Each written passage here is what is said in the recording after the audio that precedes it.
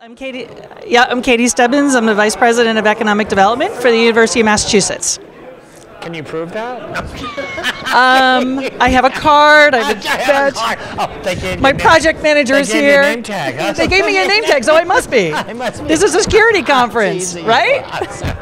Can you prove that? She's like, who No. else wants that title? No. I'm totally lying to you. I'm like some homeless person off the street. Yes. She's a freshman? No. What are some of the major changes you hope to see in security over the next 5 years?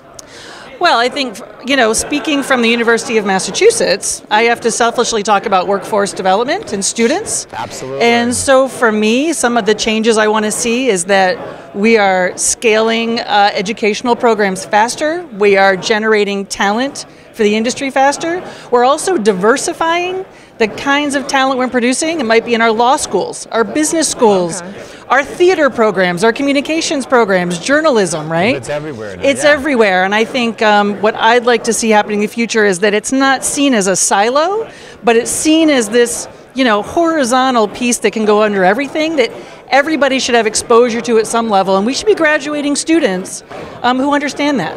That's a good concept. I like that. You can tell she's an educator. My parents were teachers, so I'm laughing. What are some of the major challenges we'll face in security in the near future?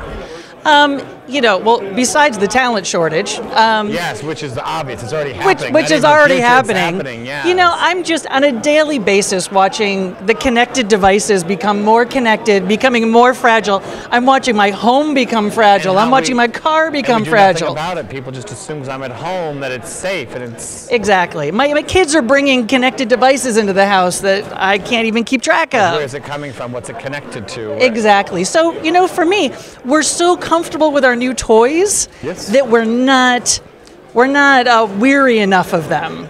That's going to be true. That's good. We're not. People just dive right in. Yeah, especially the younger generation. There's an innocence about it that we've taken for granted, and it's going to get us all in trouble. Until eventually we get bit real hard. We have all these data breaches, but something worse is going to happen. Yeah. What it will be, I don't know. Yeah. How will threats evolve in computer security in the next several years?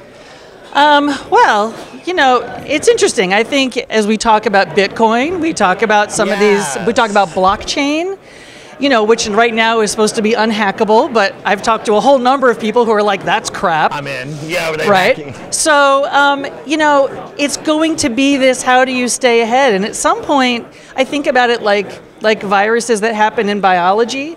You're not going to be able to wipe everything out, but we're going to have to really work together to become really smart about our defenses. Because it cripple an economy basis. Someone attacks a certain with what's going on. To hell with going to war traditional sense anymore. I can cripple you by doing boom, boom, boom. Right. And bring down your banking system. That's right. Shut you down. And just like any kind of it could. And just like any kind of military or defense thing that we're doing, you're not going to be able to create a virus that fixes it all, right? So we're going to have to become more strategic as politicians, as community leaders, as parents.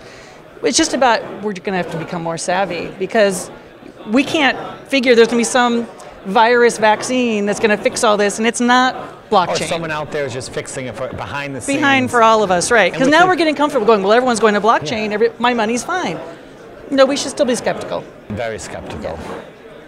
How will security become part of our culture as technology is adopted into every aspect of our life? Well, it's already there in our lives.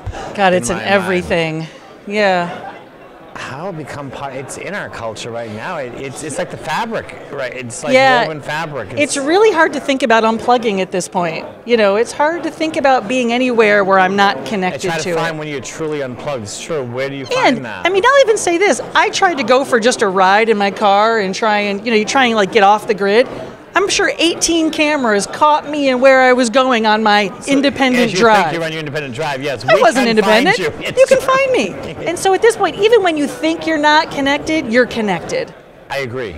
And that's a little scary. It and is. I don't know, how do you privacy, what are levels What is really privacy? Yeah. And is it ever going to exist again?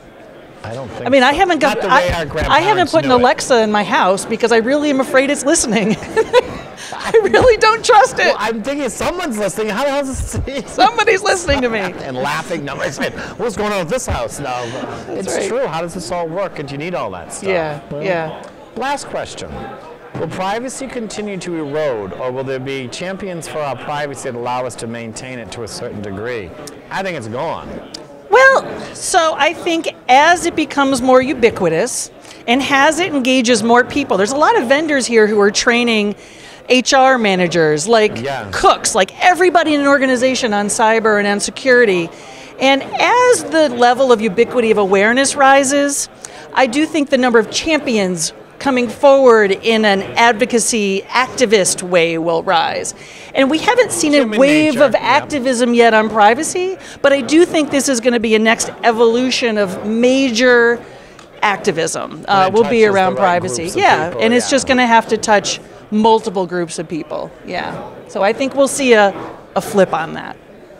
That concludes our questions. She was very good. Thank you. Are you next?